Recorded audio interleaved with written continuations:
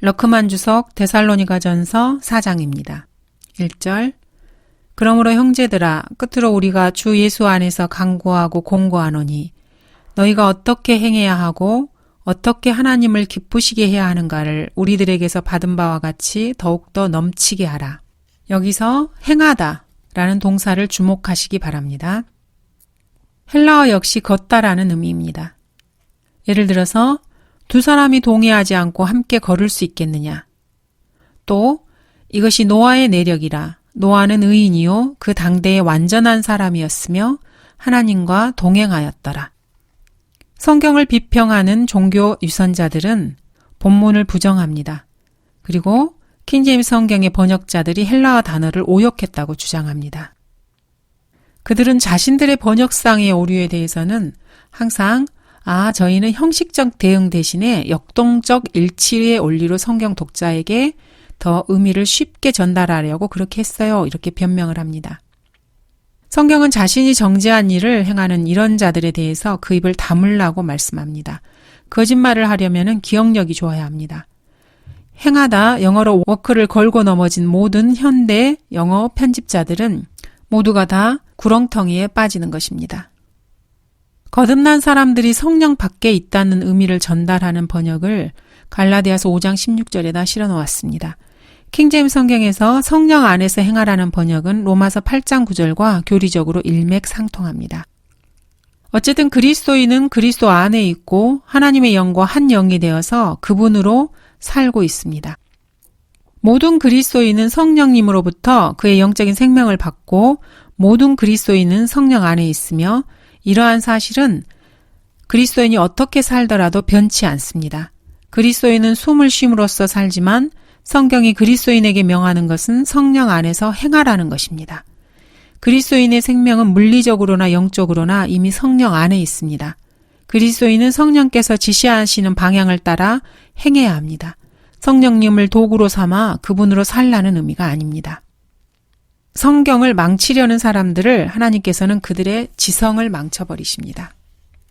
2절 우리가 주 예수를 통하여 너희에게 준 어떤 명령을 바울은 이 구절 다음에 성경을 직접 인용한 것이 아닙니다. 바울은 사복음서에 기록되지 않은 예수 그리스도의 말씀을 인용하기도 했습니다. 실제로 어떤 말씀인지 말하지 않고 우리 주 예수 그리스도의 말씀이라고 말하기도 했습니다. 기억해야 될 것은 주 예수 그리스도께서 부활 이후에 바울에게 여러 차례 나타나서 말씀하셨다는 것입니다. 3절 하나님의 뜻은 이것이니 본문은 하나님의 허락하신 뜻이 아니라 직접적인 뜻을 말합니다. 자신의 삶을 향한 하나님의 뜻을 찾는 그리스도인에게 성경은 충분한 답을 제시합니다. 성경에는 3가지 뜻이 있습니다. 2가지가 허락하신 뜻과 직접적인 뜻입니다. 바울은 자신의 회심자들이 하나님의 모든 뜻 안에서 완전하고 온전하게 서기를 바랬습니다. 또 모든 그리스도인에게 주의 뜻이 무엇인지 이해하라고 명령했습니다. 그리스도인은 그분의 뜻을 아는 지식으로 충만케 되어서 마음으로부터 하나님의 뜻을 행할 수 있어야 합니다. 하나님의 모든 뜻 안에 행하려면 먼저 다음 사항들이 선결되어야 합니다. 다음은 하나님의 직접적인 뜻입니다. 첫 번째, 하나님의 뜻은 그리스도인들이 성결하고 깨끗하게 되고 음행을 피하는 것입니다. 2번째, 하나님의 뜻은 모든 일에 감사하는 것입니다. 3번째, 하나님의 뜻은 선으로 악을 이기는 것입니다. 4번째, 하나님의 뜻은 또한 고난을 받아야 한다면 악이 아니라 선을 행하는 것으로 고난을 받는 것입니다. 하나님의 직접적인 뜻은 모든 사람이 그분의 아들을 자신의 구주로 영접하는 것입니다. 이것은 존 칼빈의 비성경적인 교리와 다릅니다. 질병을 치유하거나 결혼, 물건을 사고 파는 일, 이사, 직업을 바꾸는 일, 학교 진학, 사역을 지원하는 일, 사람과 매일의 업무를 다루는 것과 같은 영역들에 있어서도 기도가 필요합니다. 그리고 이런 모든 일에 있어서 하나님의 뜻을 구해야 합니다. 그리스도인은 마땅히 모든 일에 기도와 간구로 너희의 구하는 것들을 감사함으로 하나님께 알려지게 해야 합니다. 어떤 일이나 어떤 사람에 대해서 결정을 내릴 때 특히 어떤 성경을 읽을 것인가와 어느 교회를 다닐 것인가 하는 문제에 있어서도 기도가 필요합니다. 바울은 음행에 대해서도 경고를 합니다. 성령님은 성경 말씀으로 그리스도인들을 거룩케 하십니다. 보혈 또한 그리스도인을 정결케 합니다. 히브리서 9장을 보겠습니다. 하물며 영원하신 성령을 통하여 흠없는 자신을 하나님께 드린 그리스도의 피가 어찌 죽은 행실에서 너희 양심을 정결케 하여 살아계신 하나님을 섬기게 하지 못하겠느냐. 그리스도의 피가 그리스도인들을 정결케 합니다. RSV나 NIV 등에서는 음행이라는 단어를 삭제했습니다. 그리고 NIV에서는 고린도전서 6장에 성적 부도덕이라는 단어를 삽입했습니다. 문맥에서는 두 개의 육체가 성적 결합을 통해서 하나로 합쳐지는 것을 말하고 있습니다. 배교한 성서들에서는 음행이 전혀 피해야 할 특별한 죄가 아닌 것처럼 설명을 합니다.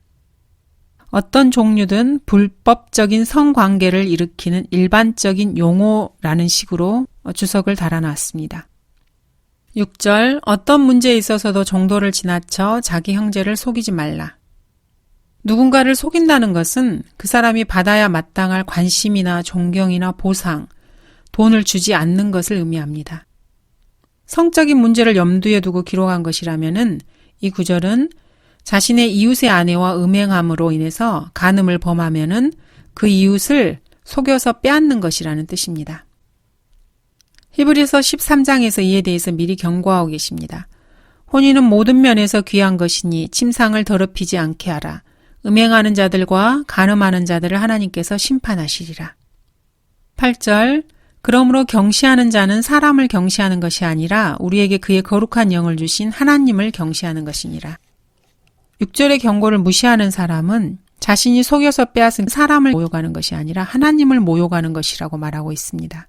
내 이웃을 내 자신과 같이 사랑하라고 하나님께서 명령하셨기 때문입니다. 하나님께서는 내 이웃의 아내를 사랑하라고 명령하지 않으셨습니다. 4장 9절, 형제 사랑에 관해서는 너희에게 쓸 필요가 없으니 이는 너희가 하나님께 몸소 배워 서로 사랑하고 있음이라. 9절의 의미는 로마서 13장을 보면 됩니다. 서로 사랑하는 것 외에는 아무에게도 어떤 빚도 지지 말라. 다른 사람을 사랑하는 사람은 율법을 이룬 것이니라. 이는 이것, 즉 너는 간음하지 말지니라, 너는 살인하지 말지니라, 너는 도둑질하지 말지니라, 너는 거짓 증거하지 말지니라, 너는 탐내지 말지니라 한 것과 그 외에 다른 계명이 있을지라도 이 말씀으로 모두 요약될 수 있음이니, 즉 너는 내 이웃을 내 자신과 같이 사랑하라는 것이라. 사랑은 자기 이웃에게 악을 행치 아니하느니라. 그러므로 사랑은 율법의 완성이니라. 10절, 너희가 온 마케도니아에 있는 모든 형제들에게 실로 이것을 행하는도다. 그러나 형제들아, 우리가 너희에게 공고하노니 너희는 더욱더 많이 하고. 11절, 또 우리가 너희에게 명한 것 같이 너희는 조용히 하고 너희 자신의 일을 행하며 너희 손수 일하도록 힘쓰라. 바울은 말씀을 전하는 동안 그의 손으로 일하고 그 이익으로 다른 이들을 돕는 데 썼습니다. 조용히 하는 것은 일에는 게으르지 않는 것을 의미하며 자신의 일을 부지런히 행해서 회사나 일터나 사무실이나 교회를 돌아다니면서 이 말 저 말을 마구 퍼뜨리지 말라는 뜻입니다. 우리가 들으니 너희 가운데서 무질서하게 행하여 전혀 일하지 아니하고 참견 잘하는 자들이 있다 하니 이제 우리가 우리 주 예수 그리스도를 통하여 이런 자들에게 명하고 권하노니 조용히 일하고 자기 양식을 먹으라. 행하다는 표현이 다시 등장합니다. 이것은 행보를 의미합니다. 현대의 성서들은 그리스도인들이 어떻게 살아야 하는지를 다루는 신약의 본문에서 이 단어를 완전히 삭제시켰습니다. 성경은 그리스도인이 단정히 행해야 한다고 말합니다. 거짓말로 먹고 사는 자들이 이 구절을 보면 어떻게 하겠습니까? 여기서 단정히는 honestly입니다. 이들은 아마 그리스도인이 정직하지 않아도 된다고 생각하는 것 같습니다. 변개된 성서들은 모두가 다 너는 거짓 증거하지 말지니라는 신약의 명령을 저버리고 진리에 순종하라는 말씀 또한 도외시하고 있습니다. 라오디케아 교회 시대의 학자들은 모두가 다 천편일률적으로 이렇게 행해왔습니다. 이들에 따르면은 데살로니가에 구원받은 그리스도인들은 단정히 곧 정직하게 행할 필요가 없는 것입니다. 그저 존경을 얻거나 적절하게 행하기만 하면 됩니다. 변개된 성서들에 따르면은 그렇습니다. 4장 13절. 형제들아, 잠든 자들에 관해서는 너희가 모르게 되는 것을 원치 아니하노니 이는 너희가 소망이 없는 다른 사람들과 같이 슬퍼하지 않게 하려는 것이라. 예수께서 죽었다가 다시 살아나신 것을 우리가 믿는다면 그와 같이 하나님께서는 예수 안에서 잠든 자들도 그와 함께 데리고 오시리라. 우리가 주의 말씀으로 너희에게 이것을 말하노니 주께서 오실 때까지 살아남아 있는 우리가 잠들어 있는 자들보다 결단코 앞서지 못하리라. 주께서 호령과 천사장의 음성과 하나님의 나팔 소리와 함께 하늘로부터 친히 내려오시리니 그러면 그리스도 안에서 죽은 자들이 먼저 일어나고 그리고 나서 살아남아 있는 우리도 공중에서 주와 만나기 위하여 그들과 함께 구름 속으로 끌려 올라가리니 그리하여 우리가 영원히 주와 함께 있으리라. 그러므로 이러한 말로 서로 위로하라. 본문은 휴거의 구유리에 대해서 신약 성경에서 두 번째로 위대한 본문입니다. 가장 위대한 본문은 고린도전서 15장 51에서 54입니다. 보라, 내가 너희에게 한 가지 신비를 말하노니 우리가 다 잠잘 것이 아니요 오히려 우리가 모두 변화될 것이니 마지막 나팔 소리에 눈 깜짝하는 순간에 그러하리라. 나팔 소리가 나면 죽은 자들이 썩지 아니하는 몸으로 일으켜지며 우리도 변화되리라. 그리하여 이 썩을 몸이 반드시 썩지 아니할 몸을 입고 이 죽을 몸이 반드시 죽지 아니할 몸을 입으리라. 이 썩을 몸이 썩지 아니함을 입고 또 이 죽을 몸이 죽지 아니함을 입게 되면 그때 사망이 승리 속에 삼킨 바 되었느니라고 기록된 말씀이 이루어지리라. 그 외에도 휴거에 대해서 말씀하시는 본문은 다음과 같습니다. 요한일서 3장을 보겠습니다. 보라, 아버지께서 어떠한 사랑을 우리에게 주셔서 우리로 하나님의 아들들이라 불리게 하셨는가. 그러므로 세상이 우리를 알지 못하나니 이는 세상이 그분을 알지 못하기 때문이라. 사랑하는 자들아, 이제는 우리가 하나님의 아들들이라. 우리가 어떻게 될 것인지는 아직 나타나지 아니하였으나 그가 나타나시면 우리가 그와 같이 되리라는 것을 아노니 이는 우리가 그분 그대로 그분을 볼 것이기 때문이라. 그분 안에서 이 소망을 가지는 사람은 누구나 그분이 정결하신 것처럼 자신을 정결케 하느니라. 빌립보서 3장에도 휴거가 나와 있습니다. 우리의 시민권은 하늘에 있으므로 우리가 그곳으로부터 오실 구주이신 주 예수 그리스도를 기다리고 있으니 그가 만물을 자신에게 복종시키는 그 능력의 역사로 인하여 우리의 천한 몸을 그분의 영광스러운 몸같이 변모시키리라. 그리스도인들의 몸이 휴거되면은 예수 그리스도의 영광스러운 몸처럼 변모될 것입니다. 로마서 8장에서도 휴거를 언급하고 있습니다. 피조물 자체도 그 썩어짐의 속박으로부터 해방되어 하나님의 자녀의 영광스러운 자유에 이를 것이기 때문이라. 모든 창조물이 이제까지 함께 신음하며 고통받는 것을 우리가 아노니 그들뿐만 아니라 성령의 첫 열매들을 가진 우리까지도 속으로 신음하며 양자되는 것, 곧 우리 몸의 구속을 기다리고 있느니라. 이는 우리가 소망에 의하여 구원을 받았음이니 보이는 소망은 소망이 아니라 사람이 보는 것을 왜 바라리요. 그리스도인의 몸의 구속, 즉 휴거를 말씀하고 있습니다. 요한복음 11장을 보겠습니다. 마르다가 주께 말씀드리기를 마지막 날의 부활로 그가 다시 살아날 줄을 내가 아나이다라고 하니 예수께서 그녀에게 말씀하시기를 나는 부활이요 생명이니 나를 믿는 자는 죽어도 살 것이며 또 살아서 나를 믿는 자는 누구나 영원히 죽지 아니하리라. 내가 이것을 믿느냐? 살아서 주 예수 그리스도를 믿는 자는 누구나 영원히 죽지 아니합니다. 이 세대는 죽지 않고 휴거되어서 예수 그리스도를 눈으로 볼 수 있는 그러한 세대입니다. 휴거, 영어로 랩처라는 단어는 영어 성경에 나오지 않은 단어입니다. 이 단어의 사전적인 정의를 보자면은 솔로몬의 노래가 봄에 일어날 것이라고 예언한 이 사건을 잘 설명해 주고 있습니다.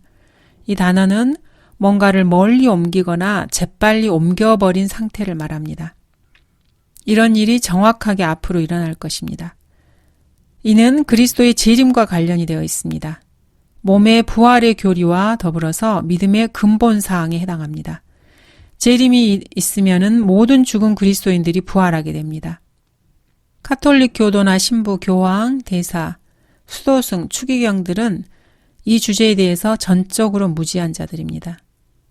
지상에 살았던 그 어떤 가톨릭 교도도 구원의 영원한 보장이나 정가된 의 또는 휴거에 대해서 전혀 알지 못하기 때문입니다. 휴거에 대한 기초적인 진리를 살펴보도록 하겠습니다. 이 진리는 칼빈이나 낙스, 역대 교황들, 오리겐, 제롬, 클레멘트, 기타 카톨릭 추기경이나 대주교들이 전혀 알지 못했던 것들입니다. 먼저 성경에서 죽은 자들의 부활과 지상 재림은 신비가 아닙니다. 이 사건들은 그리스도께서 태어나시기 수세기 전에 이미 분명하게 기록되어 있었습니다. 두 번째로 휴거는 오순절 사건이 일어나기 전까지 계시되지 않은 신비였습니다. 세 번째, 휴거가 일어나기 전에 교회 시대 끝 무렵에 지역 교회들과 그리스도의 몸은 미지근하게 됩니다. 대환란 끝에 그렇게 된다는 말이 아닙니다. 그리스도의 몸은 대환란 시대에 지상에 존재하지도 않습니다. 네 번째, 지상 재림에서 그리스도께서는 땅으로 내려올 것이지만은 휴거가 일어날 때는 공중에서 오셔서 그리스도인들을 맞아주실 것입니다. 휴거 때는 예수님께서는 땅을 밟지 않으실 것입니다.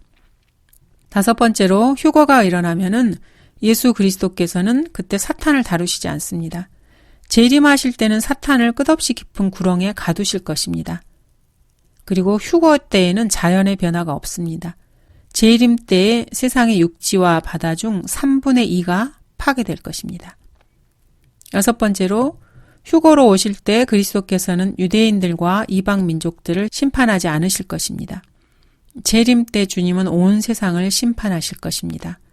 주 예수님은 휴거로 오실 때 그분의 온수들을 죽이지 않으십니다. 그러나 재림 때 오시면은 2억이 넘는 사람들을 죽이실 것입니다. 종교만을 붙들고 있는 세상 종교인들은 이러한 진리를 깨닫지 못합니다. 그들은 사실 성경을 찾아보지도 않습니다.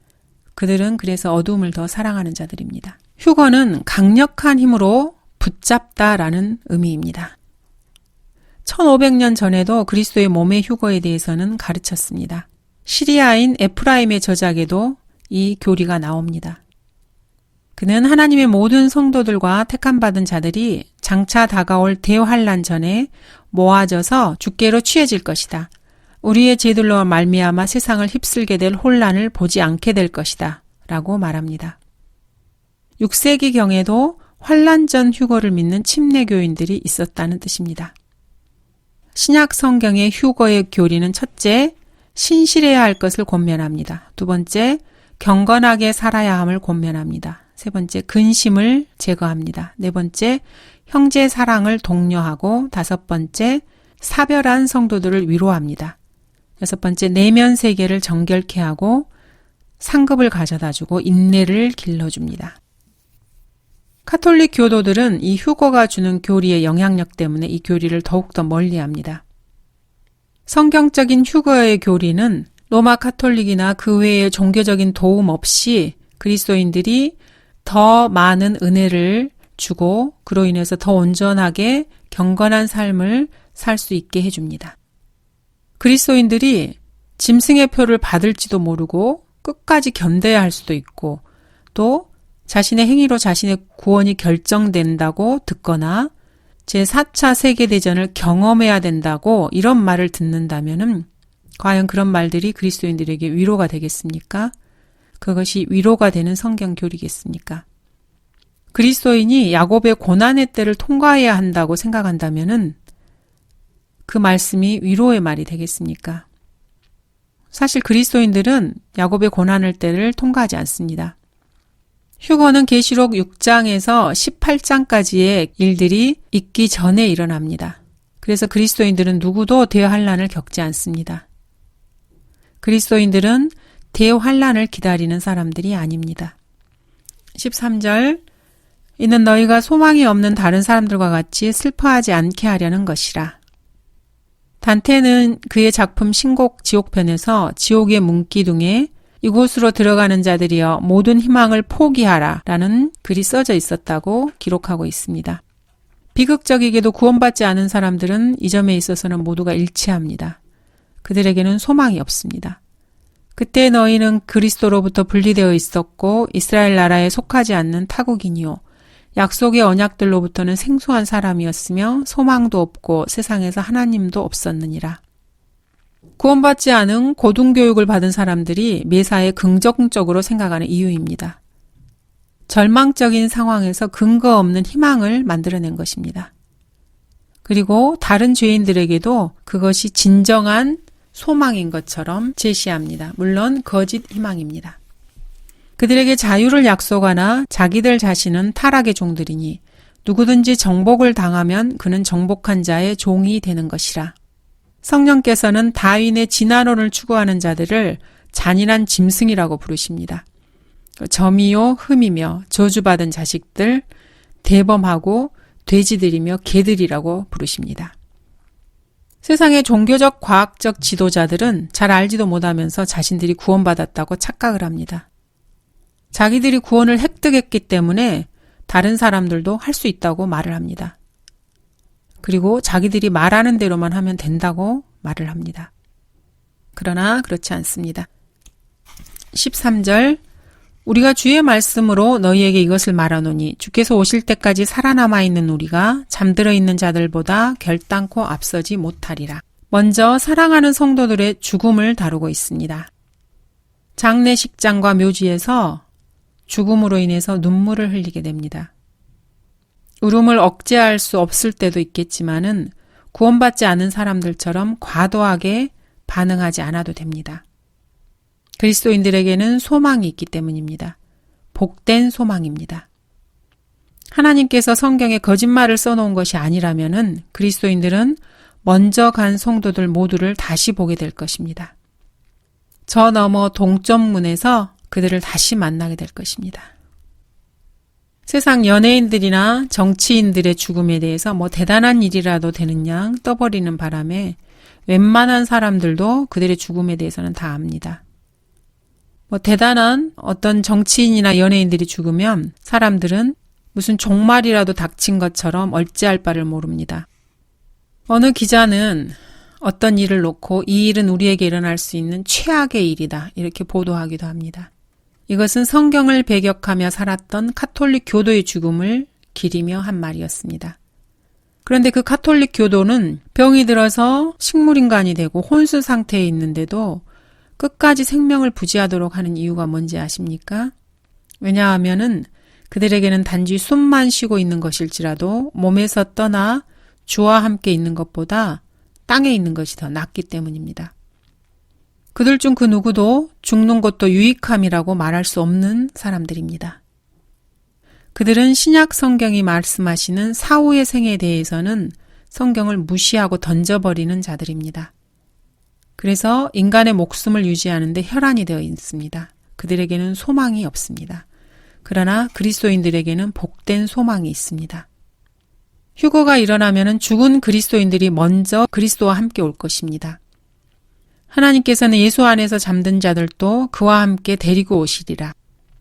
그들의 몸만을 말하는 것이 아닙니다. 몸은 무덤에서 썩어버렸습니다. 성도들의 혼들이 그때 내려와서 영광스러운 몸을 입을 것입니다. 곧 살아있는 우리가 영광스러운 몸으로 옷 입은 것처럼 먼저 죽은 성도들도 그렇게 될 것입니다. 사도 바울은 일어날 일들을 구체적으로 기술하고 있습니다.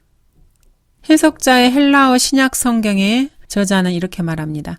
하나님께서 성도들을 그분과 함께 파루시아로 지상으로 데려오실 것을 의미할 수도 있으나 이런 해석은 문맥에 부합하는 것으로 여겨지지 않는다. 즉 성경을 불신하는 태도입니다. 하나님께서 그들을 예수님과 함께 그분이 오실 때 데려오신다고 한다면 데리고 오다라는 단어는 부활을 의미함이 틀림없다. 본문은 주께서 지상으로 돌아오시는 사건을 말하는 것이 아니다. 주께서 데려오실 성도들은 지상에 발을 대지 않을 것이다. 죽은 성도들은 부활이 있기 전에 주와 함께 있게 된다. 모든 성도들은 죽은 후에 주와 함께 있게 된다. 주와 함께 있기 위하여 그들의 몸이 부활해야 할 필요는 없다. 이들의 말은 전혀 신경 쓸 것이 없습니다. 그들이 기독교 대학이건 신학 대학원이건 하나같이 다 똑같습니다. 그들의 교수진들 역시 마찬가지입니다. 그들의 이런 말은 성경에 대한 자신들의 불신을 드러낼 뿐입니다. 이들은 성경에 대한 무지를 이런 식으로 드러내는 것입니다. 이들은 더 좋은 사본들을 따라서 계속해서 새로운 단어를 추가하고 성경을 바꿉니다. 이런 주석가들의 주석은 참으로 이들의 타락의 깊이를 보여줄 뿐입니다. 이들은 네슬과 홀트, 알란도와 메츠거의 본문을 그들의 본문의 최상의 권위를 부여하고 있습니다. 이들은 데살로니가후서 2장 8절에 예수를 첨가시켰습니다. 이들의 동기와 의도가 무엇인지 궁금합니까? 경건하다고 하는 위선자들이 어떤 자들인지 이쯤 하면은 알 것입니다. 이들은 모두 한 가지 일에 몰두하고 있습니다. 즉, 한 권의 책, 곧 킹제임스 성경을 제거하는 것입니다. 헬라어 사본이나 헬라어 신약 성경이 문제가 되는 것이 아닙니다. 처음으로 데살로니가후서 2장 8절에 손을 댄 것은 오리겐이었고 그의 변개는 오늘에까지 이르고 있습니다. 주의 말씀은 하나님께서 자신의 말씀들로 바울에게 필요한 정보를 주셨다는 뜻입니다. 우리는 다음과 같은 정보를 얻을 수 있습니다. 첫 번째, 잠든 성도들의 몸이 무덤에서 나오고 나서야 살아남아 있는 그리스도인이 공중으로 올라가 주님을 만날 수 있다. 즉, 죽은 성도들이 살아있는 성도들보다 앞서게 됩니다. 두 번째로, 주께서 친히 라고 말씀하십니다. 성령님을 말하는 것이 아닙니다. 바로 사도행전에서 하늘로 올라가신 바로 그 주님이십니다. 호령과 천사장의 음성과 하나님의 나팔 소리와 함께 하늘로부터 친히 내려오시리니 그분이 오실 때 우리는 세 가지 소리를 들을 것입니다. 호령, 음성, 나팔 소리입니다. 이 나팔 소리는 나팔이 내는 소리를 말합니다. 그러나 천사의 나팔과 같은 나팔과는 다른 단어입니다. 천사가 나팔을 분다는 뜻이 아닙니다. 본문은 하나님의 나팔 소리를 말합니다. 본문에서 하나님의 나팔 소리는 하나님께서 친히 말씀하시는 음성을 말합니다. 이 일 후에 내가 쳐다보니 보라, 하늘에 한 문이 열려 있는데 내가 들은 첫 음성은 나팔 소리 같았으며 내게 말하여 이르기를 이리 올라오라. 내가 이후에 마땅히 일어나야 할 일들을 내게 보여주리라 하더라.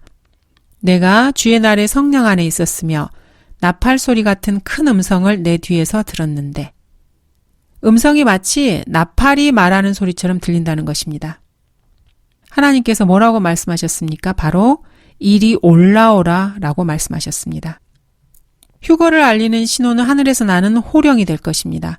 그리고 죽은 자들이 먼저 일어날 것입니다. 이것은 또한 교회 시대의 끝을 의미합니다. 미카엘은 이스라엘을 위해 일어나는 통치자입니다. 미카엘은 또한 모세의 몸을 가지고 다투었던 인물이기도 합니다. 모세는 그리스도의 몸의 휴거 후에 즉시 지상에 다시 나타나야 합니다. 성경은 참으로 경이로운 책입니다. 잠든 성도들의 몸이 위로 올라가면은 새롭게 변화될 것입니다. 그리스도의 영광스러운 몸과 똑같이 되는 것입니다. 그들의 몸이 상공으로 치솟아 오를 때 하나님께서 친히 음성을 발하실 것입니다. 그리고 하나님의 음성은 마치 나팔과 같을 것입니다. 스가랴는 천사가 아니라 주 하나님께서 나팔을 부시리니라고 말씀합니다. 시내산에서 어떤 일이 일어났는지 한번 기억해 보시기 바랍니다.